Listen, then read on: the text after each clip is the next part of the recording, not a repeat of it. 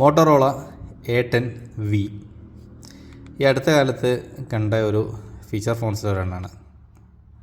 So around 1000 റുപ്പീസാണ് price വരുന്നത്.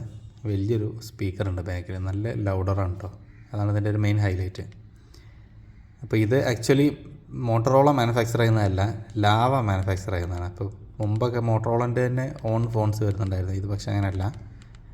അപ്പോൾ അത് നമുക്ക് ഇവിടെ നോക്കിയാലൊക്കെ കാണാം. സാധാരണ ഈ ചൈന ഫോണുകളിൽ കാണുന്ന ഒരു മെനു ആണ്.